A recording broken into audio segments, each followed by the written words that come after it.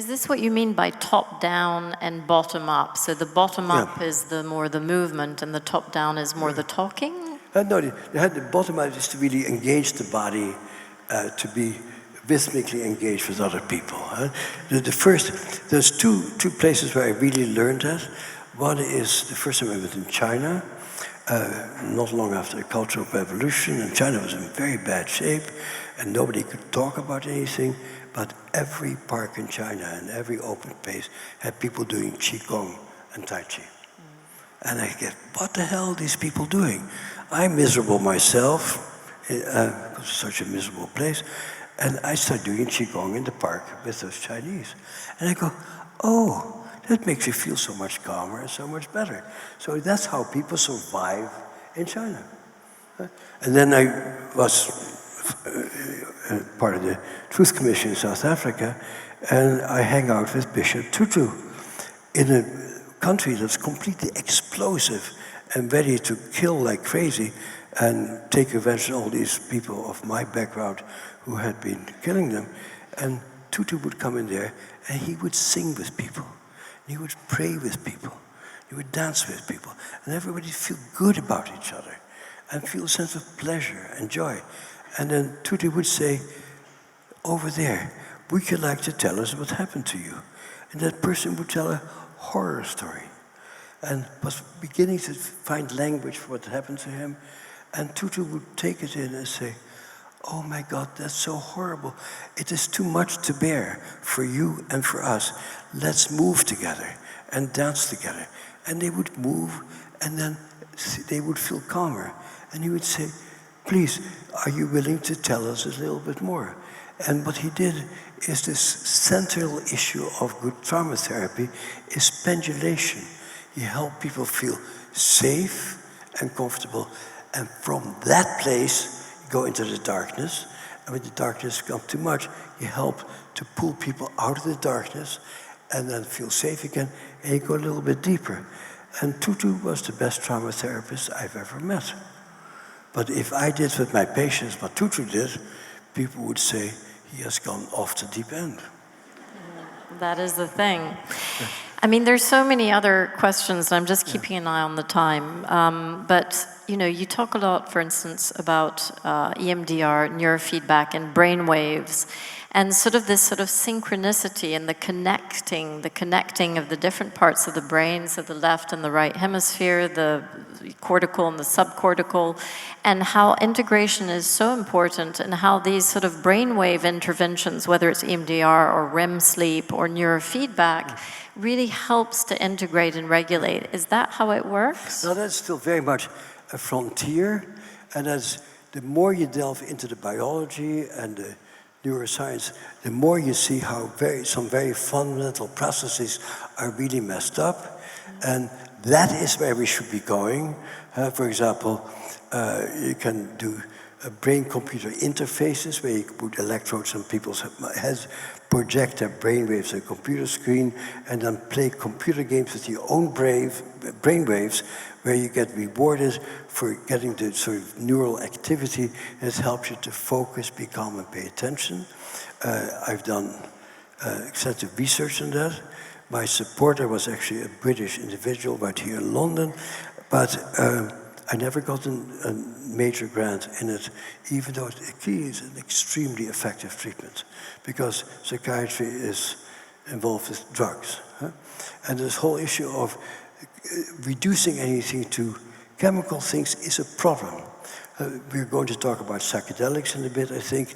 And so recently, we did this really astounding piece of research showing how the ecstasy, Molly, is an extraordinarily effective treatment for trauma.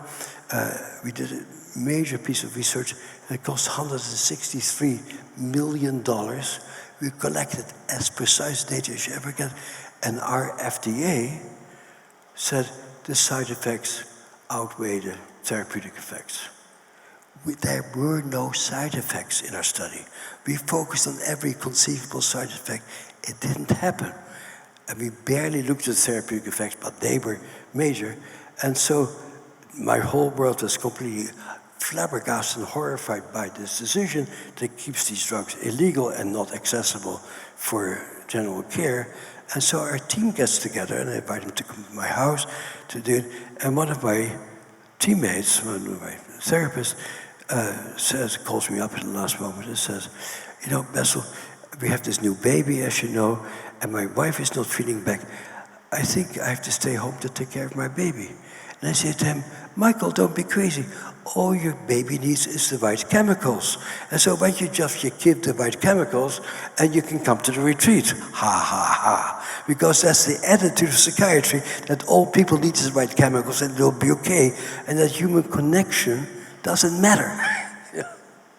This is true, although human connection releases chemicals that are very healing, right? Oxytocin, serotonin. Yeah. So maybe the two are a little linked.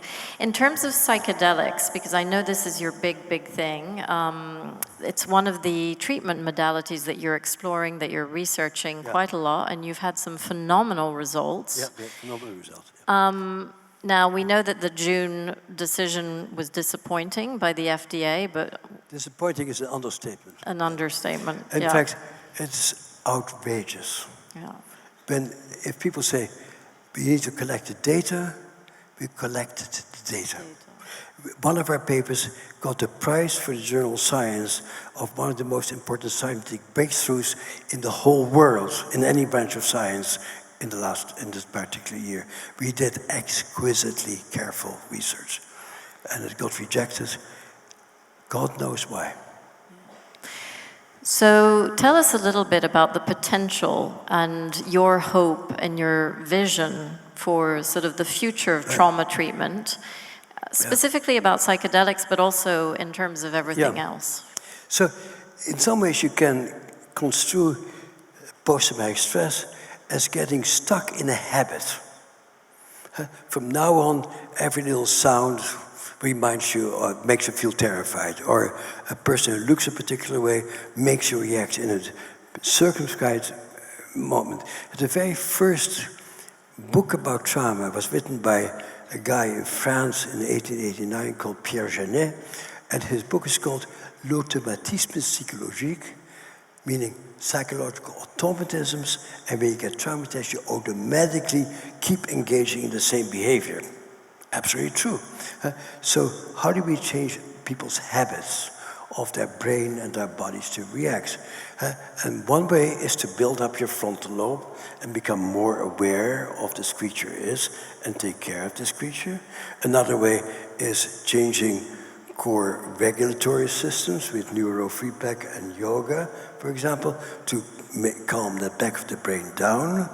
And another thing is to expose people to really very different experiences. And that's what psychedelics do. They, I'm a child of the 60s, so of course I took LSD in college. Not too much, only 5 experiences, but they're very powerful. And I have quite a few colleagues who are very prominent scientists. And I asked them, so did you take acid in college also? And they all say, sure I did, of course. And I said, what effect do you think it had on your scientific work? And they say, everything. Because on acid, I realized that the reality that I'm living in is just a tiny segment of the overall reality that there is. And my little mind can only grasp that much at a time. And on these psychedelic agents, you can see or imagine a much larger universe. And that's what we see in the psychedelic treatments, that people really have experiences that are out of the ordinary, oftentimes of great connection with your larger universe, and oftentimes they're very scary experiences. And so you also get to feel terror and fear, and so the environment in which this happens needs to be an extraordinarily careful, thoughtful society. So basically you feel that even if bad things come up, there's people there are there for you. And then, not my work, but the work of a woman by the name of Gul Dolan shows that psychedelic agents open up neuroplasticity. And that is maybe the most important scientific finding in our field in the as long as I know actually, because it shows that the brain generally takes things and organizes itself on the basis of experience. And that becomes very rigid, and if you don't get the right experience at the right time, your brain may not be able to develop that capacity. We know this from animal research, monkey research. Human beings are a little bit more complicated, that if you don't feel, get the feeling of love and being held early on in your life, as monkeys, for example, if monkeys are separated from their moms and not being touched for a while, they do not learn how to play with other monkeys. They do not learn how to have fun with other monkeys, and they die. And that reminds me very much of what happens to human beings who are neglected, who really don't know what it's like to have fun with other people and to be open to other people. And what this research shows is that on these psychedelic agents, for a moment, your brain opens itself up to new experiences. And so what you may not have gotten early on may come in. And so the context in which you have psychedelic experiences becomes terribly important, because whatever happens at that time may become permanently engrafted on the brain. So if you go through magical experiences and the environment supports that magic, you now know, oh my God, the world is so much richer than I knew before. And if you go through a terrifying experience, you get to know, like, oh, terrifying experiences happen, but there are people around you who can help you to make you feel safe and to protect you. And that also becomes part of yourself. So to my mind, this is really the big frontier in our lives. And the decision of the FDA is an unbelievable decision. And part of what I'm doing right now in the UK is, you guys have always faithfully followed America into every war we fight. Don't follow America in this, and follow David Nutt and your own researchers to really help you to open up these amazing possibilities very, very carefully. Yeah. Completely.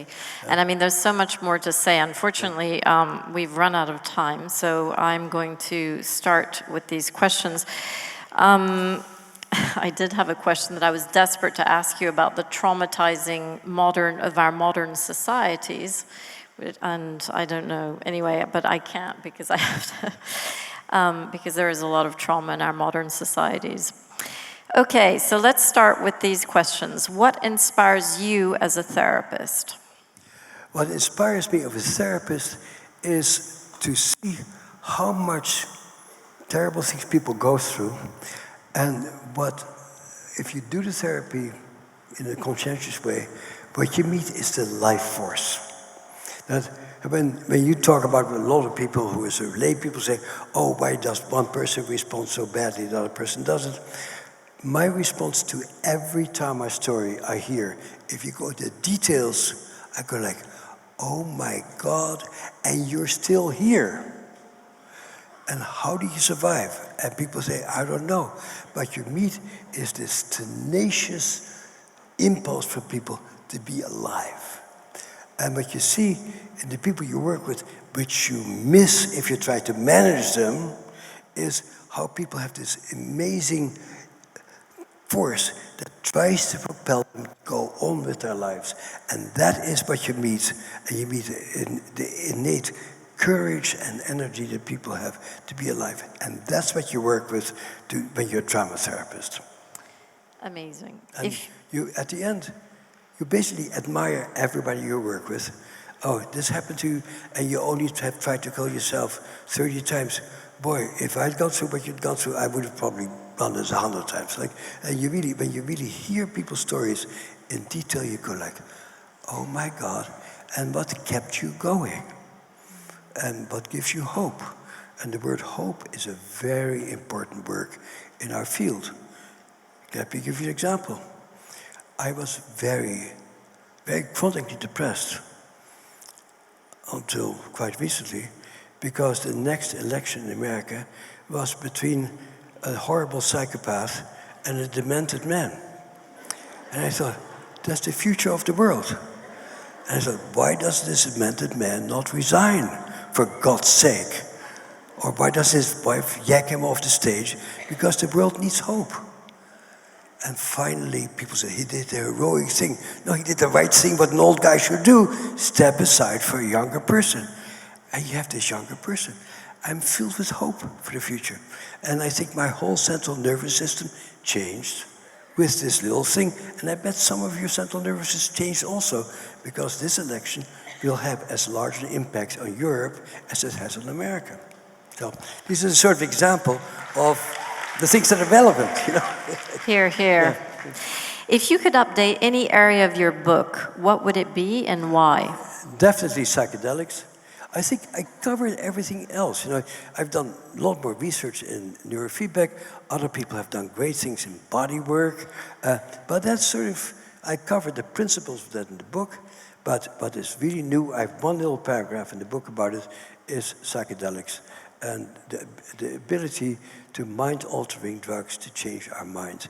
And it's very tricky because already people are sort of trying to make a lot of money on it and primarily look at the profit motive, which I really am horrified by, because we need to very carefully see how we can help people best, what the circumstances are, what the conditions are, but it needs to be opened up for very, very careful clinical practice and research. Research should always be part of it. For whom does it work? What does it do? What can it do and what can it not do? And you yourself have a fantastic research foundation called the Trauma Research Foundation, which has a fund to do this type of research, and that's so important to do that research. So my foundation is very much about seeing how psychiatrists who are stuck in the same old stuff, drugs, drugs, drugs, talk, let me fix your thoughts. And but it's really also really exciting for me in this work is to travel around and to go to South Africa and Rwanda and in the schools down from the street from me, where you meet amazing people doing amazing work. And like some of the theater people I know are spectacular. Some of the yoga people I know who work with inner city kids are spectacular. But at this point, they're not evidence-based treatment. And academia is very much an evidence-based treatment, mainly out of power. My method is the best treatment, so I get more money and prestige for doing what I'm doing. That is not, it's not really a true exploration. Most people who promote evidence-based treatment promote the same goddamn thing over and over again, year after year, even though half of their patients don't get better. And so what we're interested in seeing is who is doing interesting work, and let's really study that and help those people do more of that work, and then really see for whom does it help and for whom it doesn't help. And let's explore music for kids, and let's explore dancing for kids, and let's explore neurofeedback for kids. And so let's really see what is out there, and what, you know, there's an issue here that mental health professionals think that they're the only people who make a difference. And the person who may make most difference for you may be your yoga teacher, or your choir instructor, or your karate teacher. People change through a whole bunch of different things, and we are very dedicated in really exploring all the different things that can move these systems in people and to open up people to multiple realities, basically. Amazing. Yeah. That's fantastic. Yeah. If not CBT, then what?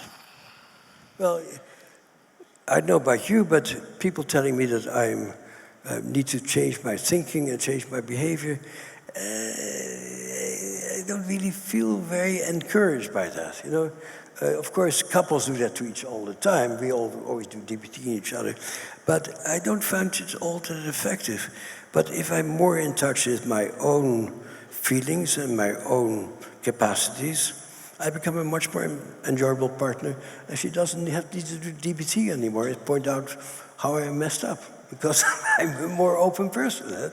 So if not DBT, self-awareness, self-exploration, getting to know yourself, getting to know what makes you feel alive, what helps you to feel open-hearted.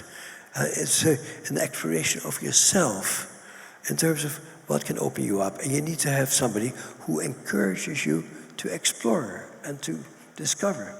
And that's really how I see our role as people who really help people to discover themselves. That's not all that different from parenting kids. Parenting kids is also, let's try this, let's see what goes. And as a parent, you also set limits. And as a therapist, there also needs be some limits. No, you really cannot take heroin because that's not going to get you where you need to be. And so there need to be some limits, but most of all, exploration. Yeah. Can therapy ever help get to the root of trauma and heal the person completely? And if not, then what is the point of therapy? Love that question. So we are creatures, and we all have challenges. We all have issues. We all have... life is hard.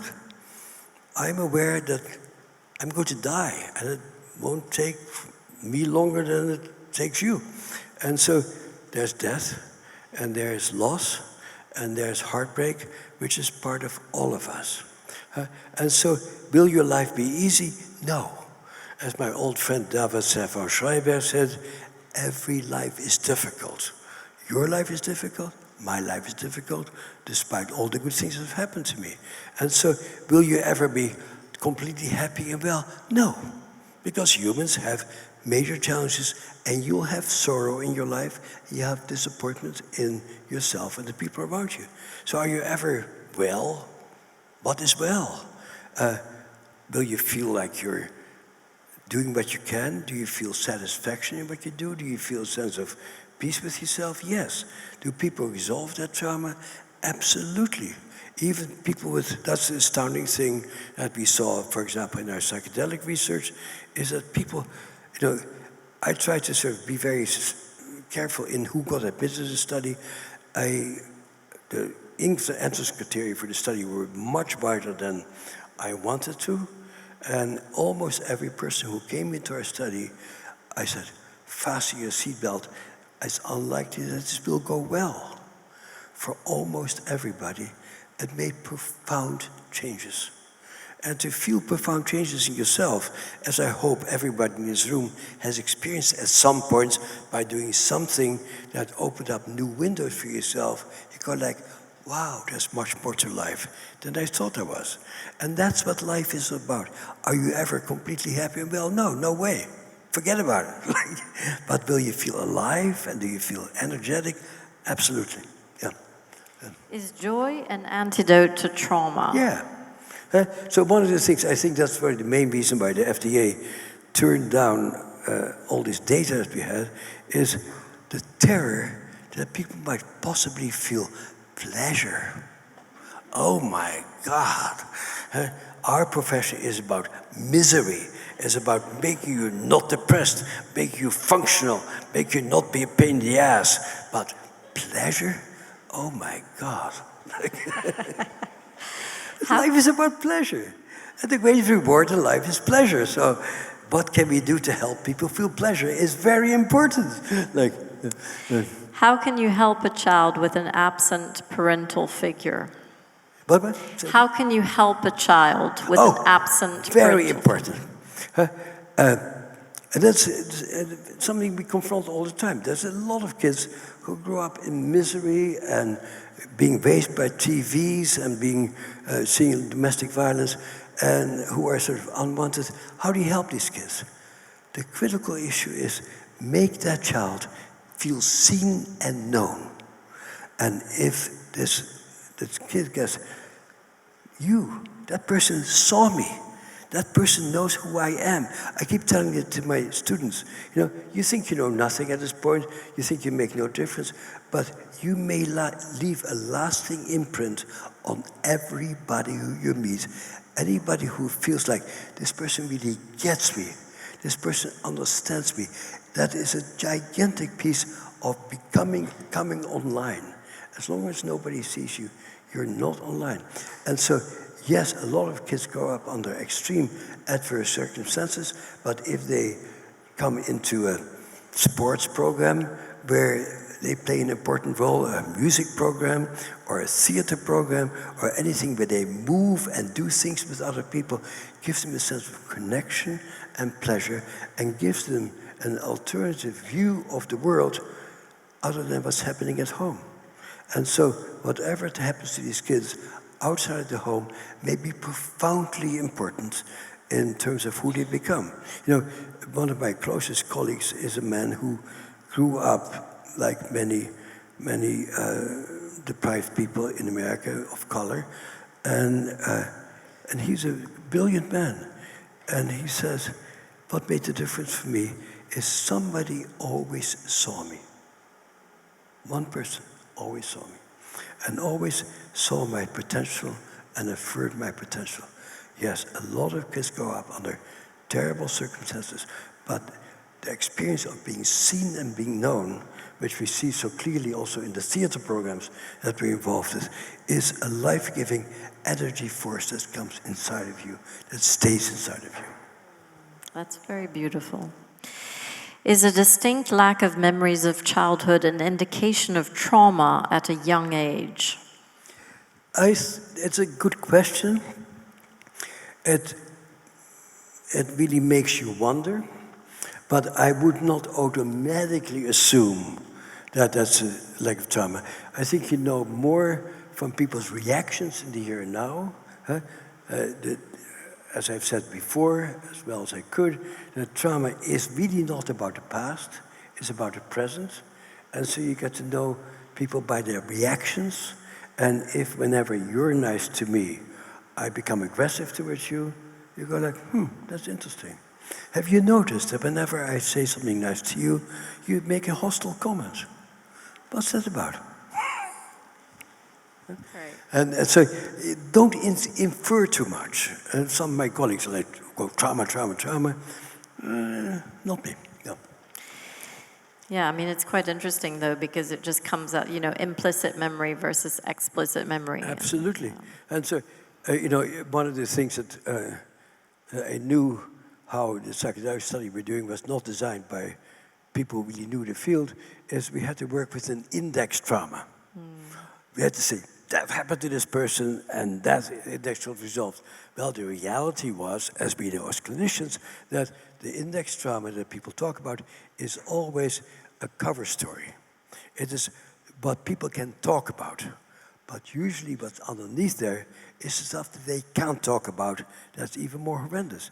And in our psychedelic treatment, there was layer after layer that came up, oftentimes stuff that people had been completely unaware of, that their mind manifested themselves, and there was another layer of reality. So we are very complex people, and our awareness of ourselves is only very limited. How does one help someone deal with triggers from past trauma? Well, you notice it, and of course, the hard thing is to be paired up with somebody who gets triggered.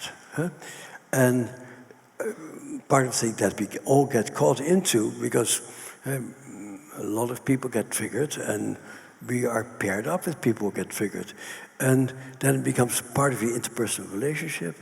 And so it is a major challenge for a partner to try to be there as a steady presence, to not get triggered in return, which of course happens all the time in domestic violence. You become upset, I become upset, we escalate together. And so it's very important that as a partner, you need to really keep your calm.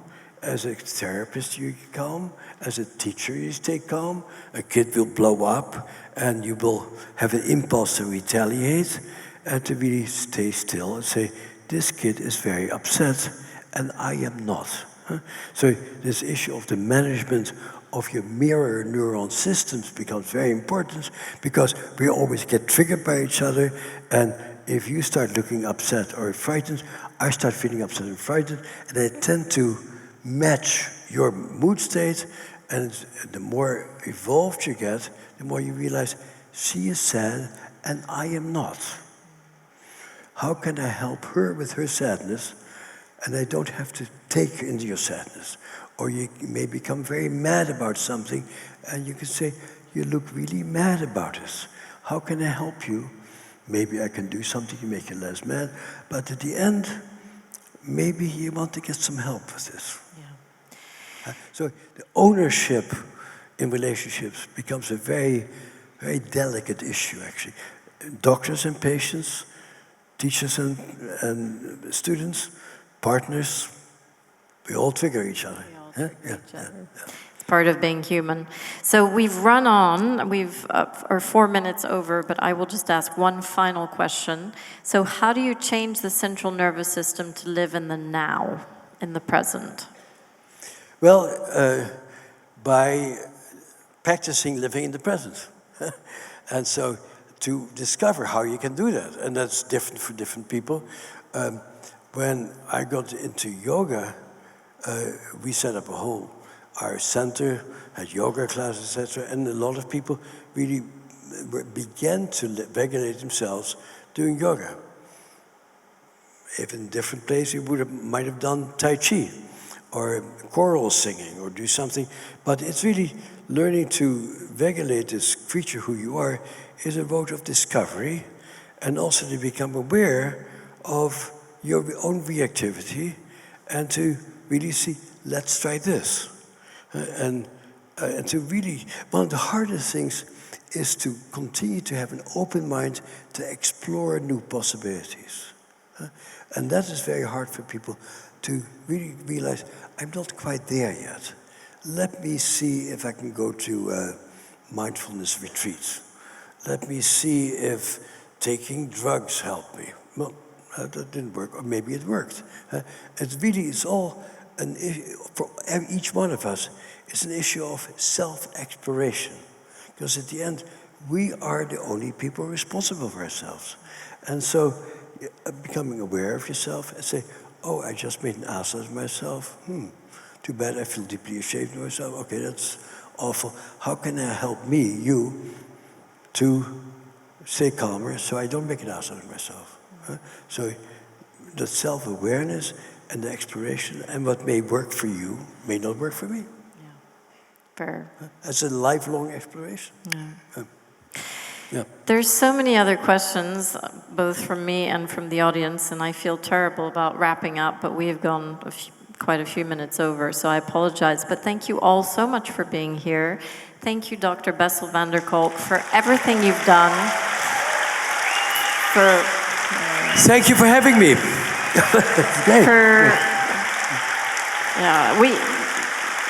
You are changing the face of mental health treatment. Hope so. Yeah. I don't feel particularly effective, but hey, it's great. We're getting there. And so thank you so much for all that you do and everything that you are. Thank you to the How To Academy, and thank you to all of you for being here. Very, very grateful. Thank you.